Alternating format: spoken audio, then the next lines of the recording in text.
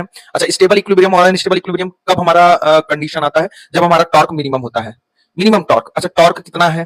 Torque का formula हम लोग देख चुके हैं, tau equal to PE sine theta. और टाउ हमारा मिनिमम कब होगा? टाउ मिनिमम कब होगा?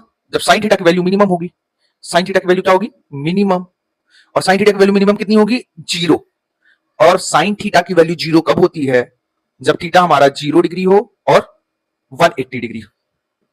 0 डिग्री और 180 डिग्री, इन दो कंडीशन में हमारा टाउ क्या होगा? मिनिमम होगा। यानी कि मिनिमम यानी कि टाउ मिनिमम बोलने का मतलब क्या है? 0।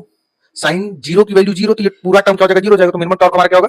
0 होगा। ठीक है, तो सबसे पहले हम थीटा इक्वल टू 0 के लिए बात करेंगे।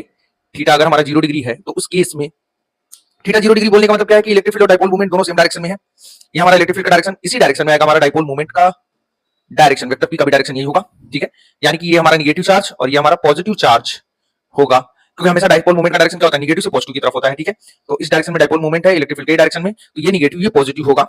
इस पे फोर्स आएगा किस डायरेक्शन में? पॉजिटिव चार्ज पे फोर्स आएगा इलेक्ट्रिक फील्ड के ही डायरेक्शन में, Q इंटू ई। और निगेटिव चार्ज पे फोर्स आएगा उसके अपोजिट डायरेक्शन, किसके? इलेक्ट्रिक फील्ड के अपोजिट डायरेक्शन में, और वो भी कितना आएगा? Q ई के बराबर। क्लियर है?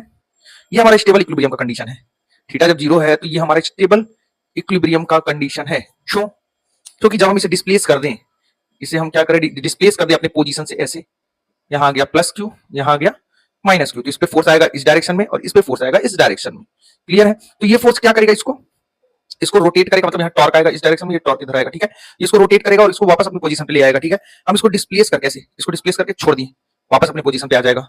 ठीक है, तो ये अपने वापस अपने उसी पोजीशन पे आ जा रहा है, इसलिए हम लोग इसे स्टेबल इक्विलिब्रियम कंडीशन बोल रहे हैं। अनस्टेबल इक्विलिब्रियम का कंडीशन क्या है? जब थीटा हमारा 180 डिग्री है। थीटा हमारा क्या है? 180 डिग्री। तो और इसको भी देख लेते हैं, ये अनस्टेबल इक्विलिब्रियम। ठीक है, इलेक्ट्रिक का डायरेक्शन है, डाइपोल मोमेंट का डायरेक्शन कुछ ये होगा, ये होगा हमारा वेक्टर पी, है कि नहीं? इस डायरेक्शन में है, तो डाइपोल मोमेंट का डायरेक्शन हमेशा नेगेटिव से पॉजिटिव की तरफ होता है, यानी कि इधर हमारा माइनस क्यू चार्ज होगा और इधर प्लस क्यू चार्ज। क्लियर है? अच्छा, इस माइनस क्यू पे फोर्स का डायरेक्शन क्या होगा? नेगेटिव चार्ज पे इलेक्ट्रिक फील्ड के अपोजिट डायरेक्शन में फोर्स आएगा, इस डायरेक्शन में आएगा फोर्स। पॉजिटिव चार्ज पे इलेक्ट्रिक फील्ड के डायरेक्शन में आएगा फोर्स। ठीक है, चलो यहां तक क्लियर है। इस नेगेटिव चार्ज पे फोर्स इस डायरेक्शन में आ रहा है, इस पॉजिटिव चार्ज पे फोर्स इस डायरेक्शन में आ रहा है। ठीक है, अब इसको अपने पोजीशन से अगर डिस्प्लेस कर दें, इसको अपने पोजीशन से डिस्प्लेस कर दिया, ये थोड़ा सा रोटेट कर दिया, सिर्फ रोटेट करके छोड़ दिया। अगर छोड़ देंगे यहां पर तो क्या होगा? ये देखो, ये माइनस क्यू चार्ज, ये प्लस क्यू चार्ज, इस पे फोर्स आ रहा है इस डायरेक्शन में, इस पे फोर्स आ रहा है इस डायरेक्शन में, इसको थोड़ा सा डिस्प्लेस करके छोड़ा, तो ये वापस अपनी पोजीशन पे थोड़ी आएगा। इधर फोर्स लग रहा है, इस पे इस डायरेक्शन में फोर्स लग रहा है, इसको पूरा रोटेट कर देगा, पोजीशन इसका क्या हो जाएगा? चेंज हो जाएगा। ठीक है, इसलिए इसको हम लोग क्या बोले? अनस्टेबल इक्विलिब्रियम की कंडीशन। ठीक है, ये हमारा क्या होगा? अनस्टेबल इक्विलिब्रियम की कंडीशन। ठीक है, क्लियर है यहां तक? चलो